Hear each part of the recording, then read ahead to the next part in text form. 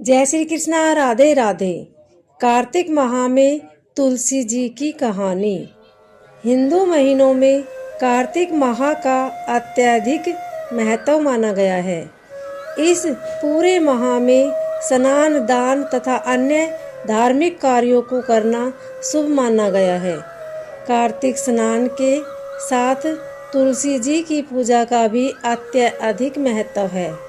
इस माह में तुलसी जी का विवाह भी कराया जाता है।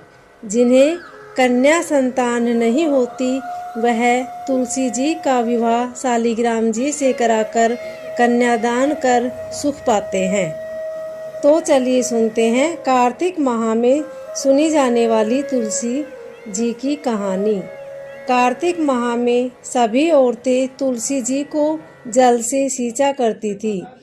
एक बुढ़िया भी थी जो कार्तिक माह में तुलसी जी को सींचने जाती थी, और जब वह जाती तो तुलसी माता से कहती कि हे तुलसा माता, सत की दाता, मैं तेरा बिड़ला सींचती हूँ, मुझे बहू दे, पीले रंग की धोती दे, मीठा ग्रास दे, वैकुंठ में वास दे, अच्छी मौत दे, चंदन का काठ दे, अच्छा राज दे, खाने को दाल भात दे, और 11 के दिन कृष्ण का कांधा दे। बुढ़िया माँ की यह बातें सुनकर तुलसी माता सूखने लगी। तुलसी माता को यूं सूखते देखते भगवान ने पूछा कि हे तुलसी, तुम दिन प्रतिदिन क्यों सूखती जा रही हो? तुलसी माता ने कहा कि बस मेरे मन की मत पूछो। भगवान ने कहा कि मैं नहीं पूछूंगा तो कौन पूछेगा? इस पर तुलसी माता कहती कि एक बुढ़िया आती है और अपनी बात कहकर चली जाती है। मैं उसकी सभी बातें तो पूरा कर दूंगी, लेकिन कृष्ण का कांधा कहाँ से लाऊंगी?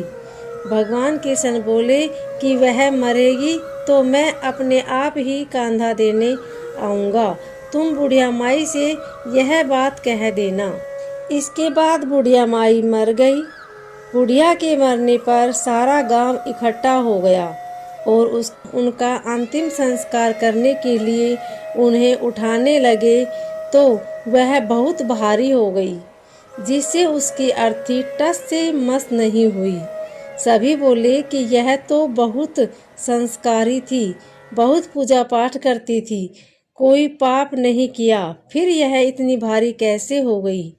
बूढ़े ब्राह्मण के वेश में भगवान आए और कहने लगे कि यह भीड़ कैसी है? गांव वाले बोले कि एक बुढ़िया मर गई और वह इतनी पापिन थी कि उसकी अर्थी नहीं उठ रही है, बहुत भारी हो गई है। भगवान बोले कि मुझे इसके कान में कुछ कहने दो, फिर यह उठ जाएगी। भगवान बुढ़िया के पास गए और उसके कान में कहा कि माई, तू अपने मन की कर ले, पीताम्बर की धोती ले, मीठा मीठा ग्रास ले, वैकुंठ का वास ले, चटक की चाल ले, चंदन का काठ ले, झालर का झनकार ले, दाल भात का भोजन ले और कृष्ण का कांधा ले। भगवान की सभी बातें सुनकर बुढ़िया हल्की हो गई। भगवान अपने कंधे पर उसे ले गए। बुढ़िया को मुक्ति मिल गई और वह वैकुंठ को चली गई। हे तुलसा माता, जैसे आपने उस बुढ़िया माई की मुक्ति की, वैसे सभी की करना।